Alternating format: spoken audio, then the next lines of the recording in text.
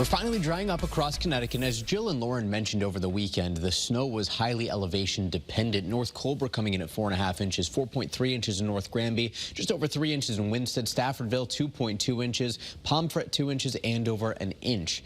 So it was especially in northwestern and northeastern Connecticut. But what we certainly saw was more wet weather after what has been a very wet January. For the Hartford area, we're now sitting at 8.34 inches of rain, or the liquid equivalent of anything frozen, making January 2024 the third wettest on record, with records back to 1905. And we'll dive a bit more into that statistic in just a couple of minutes. But first, temperatures across the state mostly running, across the Northeast, mostly running in the 30s at this point in time. Locally, it's northwestern Connecticut where we still have some snow cover on the ground, but roads are in much better shape. Here's a live look on our iCam in Torrington right now, still socked in with cloud cover, whereas on our iCam here in Old Saybrook, we don't see any snow at all. Some white caps out in the water, though. Wind gusts have picked up. It's a bit blustery outside. Gusts between about 20 and 30 miles an hour, especially in southern parts of the state.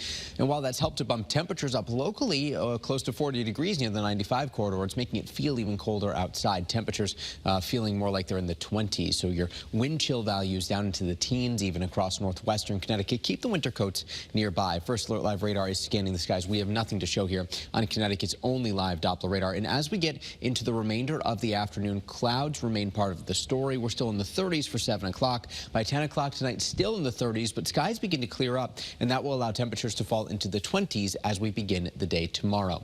Here's Futurecast showing the trends here, going from overcast to mostly cloudy, and then by the time we begin tomorrow, perhaps even partly cloudy with breaks of sun expected. Look at this. Brighter tomorrow afternoon. Temperatures will only be between about 30 and 35 degrees, so it'll still be a bit cold outside, but that sunshine certainly welcome as clouds start to return as we get a little bit later into the week. Here's your hour-by-hour planner for tomorrow. Beginning the day in the 20s. Along the shoreline, we top out in the mid-30s. Could be in the lower 30s inland, and then perhaps again a bit more cloud cover later in the day tomorrow. By Wednesday, though, we're still expecting brighter conditions, and Thursday we begin to see clouds increase yet again. Temperatures will be mostly running in the 40s on Thursday out ahead of our next front. We actually pump in some relatively milder air on southwest winds.